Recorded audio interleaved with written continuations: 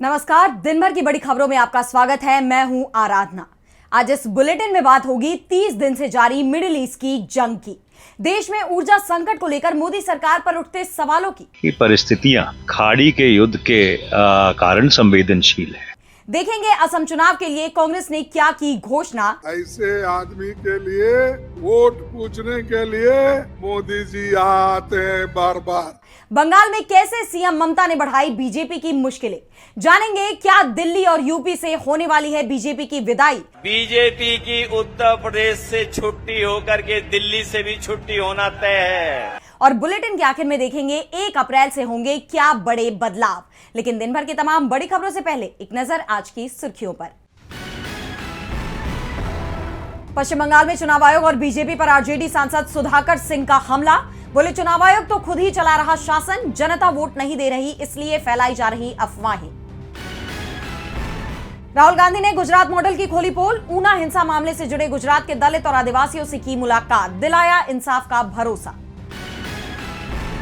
तमिलनाडु विधानसभा चुनाव के लिए एक्टर विजय की टीवीके ने किया उम्मीदवारों का ऐलान। 234 सीटों पर उतारे प्रत्याशी, खुद 2 सीटों से लड़ेंगे चुनाव।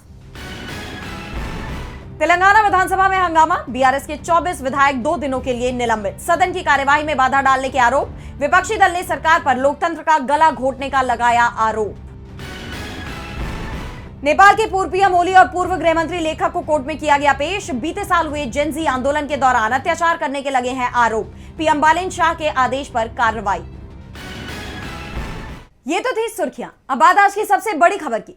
मिडिल ईस्ट की जंग को 1 महीने का वक्त हो गया है और इस दौरान इस जंग की पूरी तस्वीर ही बदलती दिखाई दी। अमेरिकी राष्ट्रपति डोनाल्ड ट्रंप ने इस जंग को 2 दिन में ही जीत लेने का दावा किया था, लेकिन ईरान के पलटवार ने अब उन्हें भी बैकफुट पर धकेल दिया है। तो 1 महीने में इस जंग में कैसे ईरान ने अमेरिका और इजरायल की नींद उड़ा दी है, आइए देखते हैं इस रिपोर्ट में। मिडिल ईस्ट में 1 महीने से जारी जंग ने भयंकर तबाही मचाई हुई है। इसके बावजूद इस जंग के खत्म होने के आसार नजर नहीं आ रहे और 30वें दिन भी ताबड़तोड़ हमले जारी हैं। अमेरिका और इजराइल ने जहां ईरान की यूनिवर्सिटी को निशाना बनाया, तो ईरान की तरफ से अमेरिकी राष्ट्रपति डोनाल्ड ट्रंप को सीधा अल्टीमेटम दे दिया गया। ईरान की इस्लामिक रिवोल्यूशनरी गार्ड कोर ने कहा कि इजराइल के सभी विश्वविद्यालय और पश्चिम एशिया क्षेत्र में अमेरिकी यूनिवर्सिटीज तब तक वैध लक्ष्य मानी जाएंगी जब तक कि ईरान अपना बदला नहीं ले लेता।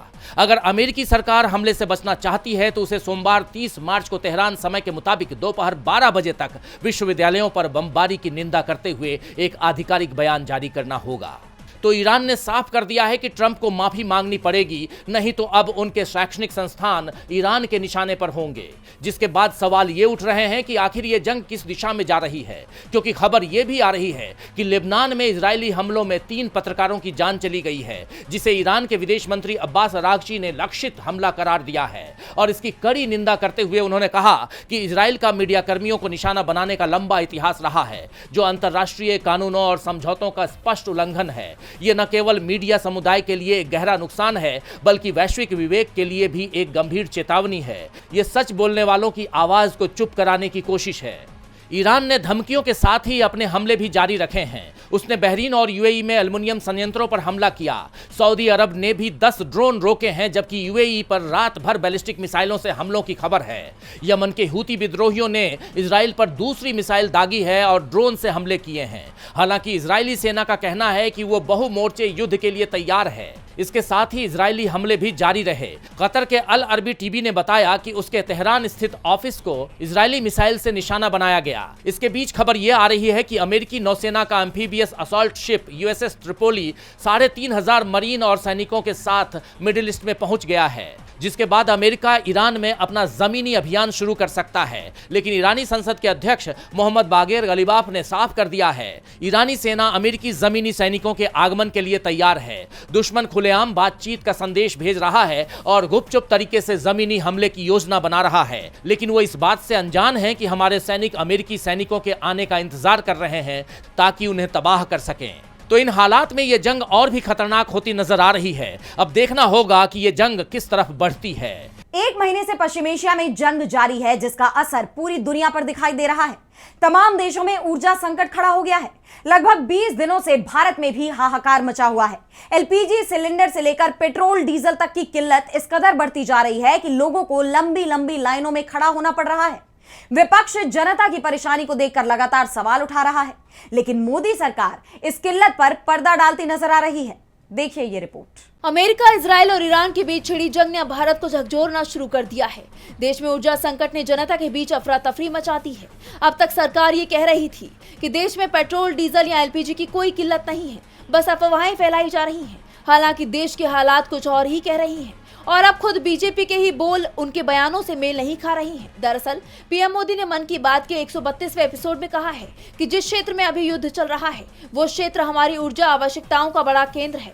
इसकी वजह से दुनिया भर में पेट्रोल और डीजल को लेकर संकट की स्थिति बनती जा रही है। हमारे वैश्विक संबंध, अलग अलग देशों से मिल रहा सहयोग और पिछले एक दशक में देश का जो सामर्थ्य बना है, इनकी वजह से भारत इन परिस्थितियों का डटकर मुकाबला कर रहा है।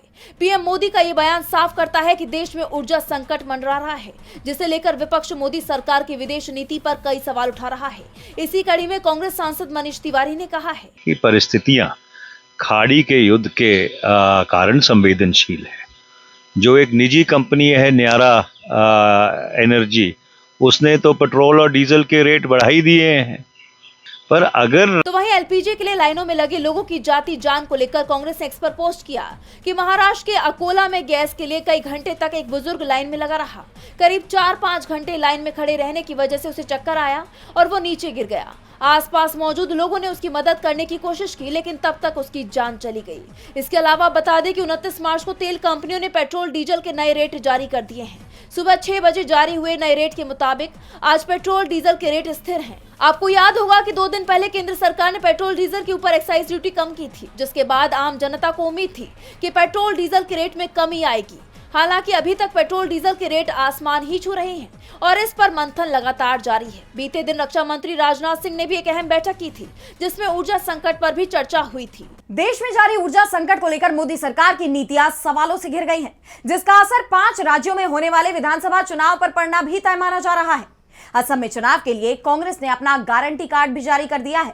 पार्टी अध्यक्ष मल्लिकार्जुन खड़गे ने 5 बड़े वादों का ऐलान करते हुए मुख्यमंत्री हिमंता बिस्वा शर्मा और बीजेपी को निशाने पर ले लिया।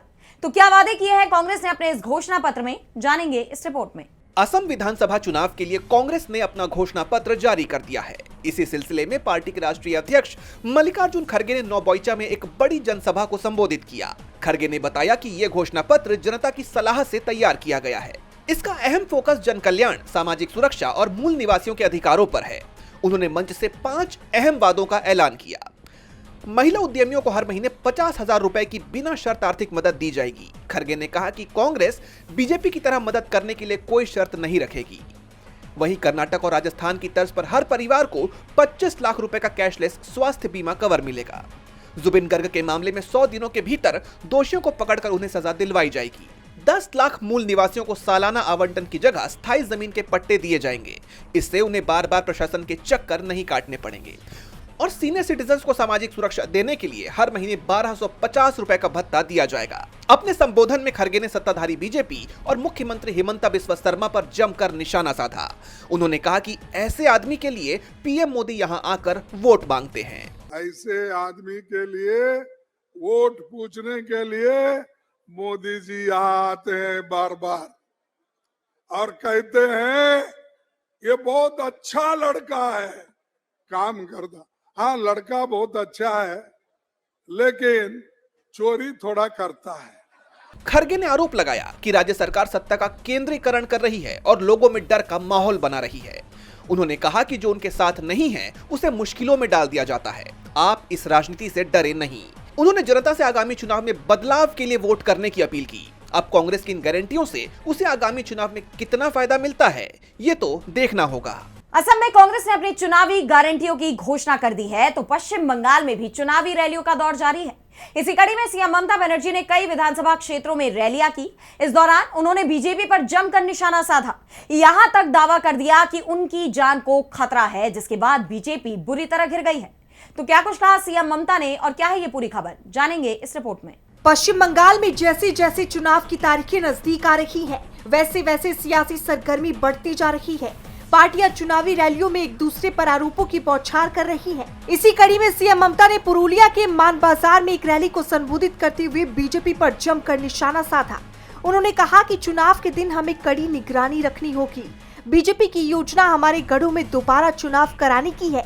ये एक बड़ी साजिश है। याद रखिए, घायल शेर स्वस्थ शेर से कहीं ज्यादा खतरनाक होता है। मेरे हाथों से सारी शक्तियां छीन ली गई हैं। वो मजाक उड़ाते हुए कहते हैं कि मैं पट्टियां बांध कर घूमती हूँ। उन्हें डॉक्टर की रिपोर्ट देखनी चाहिए। मुझ पर हमला हुआ था और मैं प्लास्टर बांधकर व्हील चेयर पर घूमती थी। मैं कई बार खतरे से बच चुकी हूँ। दरअसल गृह मंत्री अमित शाह से एक इंटरव्यू में पूछा गया कि इस बार बंगाल चुनाव में क्या खास है, तो उन्होंने जवाब दिया कि इस बार ममता बनर्जी का पैर नहीं टूटा। शाह के इसी बयान पर ममता बनर्जी ने पलटवार किया है। आपको याद होगा, बंगाल में पिछले चुनाव में सीएम ममता के पैर में प्लास्टर था और उन्होंने उसी हालत में चुनाव लड़ा था। इसके अलावा बानकुरा में रैली को संबोधित करते हुए ममता ने कहा कि पहले सड़कों की क्या हालत थी। हमने कई सड़कें बनाई है, हमने कई पुल भी बनाए हैं, हमने कई जल परियोजनाएं भी बनाई है, हमने कई बंजर जमीनों को उपजाऊ बनाया है। आने वाले दिनों में हम और भी काम करेंगे। ये भूल जाइए कि आपका उम्मीदवार कौन है। हर विधानसभा क्षेत्र में मैं ही उम्मीदवार हूँ। टीएमसी सरकार बनाएगी। चुनावी रैलियों में जिस तरह से ममता बनर्जी हुंकार भर रही है, उससे बीजेपी की मुश्किलें बढ़ी हुई हैं। 23 और 29 अप्रैल को राज्य में चुनाव होने हैं और 4 मई को नतीजे आने हैं, जिस पर अब सबकी निगाहें टिकी हैं। पश्चिम बंगाल में टीएमसी और बीजेपी के बीच तीखी बयानबाजी देखी जा रही है, तो यूपी में भी 2027 के चुनाव को लेकर सियासत तेज हो गई है। सपा प्रमुख अखिलेश यादव ने चुनाव प्रचार का आगाज किया और बीजेपी सरकार पर जमकर हमला बोला। उन्होंने कहा कि इस बार बीजेपी की यूपी और दिल्ली दोनों ही जगहों से विदाई तय है। तो कैसे अखिलेश के बयानों ने बढ़ाई बीजेपी की धड़कनें, जानने के लिए देखिए ये रिपोर्ट। समाजवादी पार्टी के मुखिया अखिलेश यादव ने 2027 विधानसभा चुनाव का बिगुल फूंक दिया है। ग्रेटर नोएडा के दादरी के मेहर भोज कॉलेज में आयोजित समाजवादी समानता भाईचारा रैली में उन्होंने शिरकत की। सम्राट मेहर भोज की प्रतिमा पर माल्यार्पण कर अखिलेश ने सीधे तौर पर पीएम मोदी और सीएम योगी पर कड़ा हमला बोला। अखिलेश ने कहा कि बीजेपी की रैलियों में भीड़ बुलाई जाती है, जबकि सपा की रैली जनता का सैलाब है। उस रैली में लोग आए नहीं थे,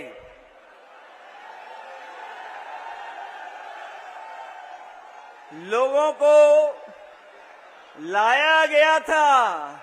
उन्होंने तंज कसा कि सरकार ने जिन 7 एयरपोर्ट का उद्घाटन किया है, उनमें से 6 बंद हो चुके हैं।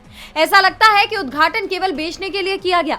वहीं सीएम योगी पर निशाना साधते हुए उन्होंने आगे ये भी कहा कि जो लोग नोएडा आने से डरते थे, उनसे ज्यादा बार मैं यहाँ के कार्यकर्ताओं के घर चाय पी चुका हूँ। नोएडा, ग्रेटर नोएडा मेट्रो सपा सरकार की देन है। अखिलेश ने आगे कहा कि पीडीए यानी पिछड़ा दलित अल्पसंख्यक का अपमान करने वालों को सत्ता से बाहर किया जाएगा। उन्होंने इसे एक सामाजिक आंदोलन बताया और कहा कि संविधान ही 95% आबादी का रक्षक है। अपनी बात जारी रखते हुए अखिलेश ने योगी सरकार के 50 लाख करोड़ के एमओयू को कागजी बताया और कहा कि युवाओं को नौकरी के नाम पर केवल धोखा मिला है। सपा सरकार आने पर युवाओं को ट्रेनिंग और रोजगार दिया जाएगा। अखिलेश ने दावा किया कि बीजेपी की यूपी के साथ साथ दिल्ली से भी छुट्टी होनी तय है। बीजेपी की उत्तर प्रदेश से छुट्टी होकर के दिल्ली से भी छुट्टी होना तय है। सपा के इस धमाकेदार आगाज से बीजेपी खेमे में खलबली मच गई है। अब इस रैली का कितना फायदा पार्टी को मिलता है, ये देखना होगा। अखिलेश के बयानों को लेकर सियासी हलकों में चर्चा गरमाई हुई है, तो मध्य प्रदेश के धार में स्थित भोजशाला विवाद भी दोबारा सुर्खियों में आ गया है। इस मामले में मुस्लिम पक्ष ने हाईकोर्ट के आदेश को चुनौती देते हुए सुप्रीम कोर्ट का दरवाजा खटखटाया है, जिसके बाद सुनवाई की तारीख भी तय कर दी गई है। तो सुप्रीम कोर्ट में कब होगी इस मामले में सुनवाई और क्या है ये पूरा मामला, जानने के लिए देखिए ये रिपोर्ट। मध्य प्रदेश के धार की बहुचर्चित भोजशाला को लेकर एक बार फिर कानूनी लड़ाई तेज हो गई है। इस बार मुस्लिम पक्ष ने सुप्रीम कोर्ट में याचिका दाखिल कर एमपी हाई कोर्ट के 16 मार्च के फैसले को चुनौती दी है।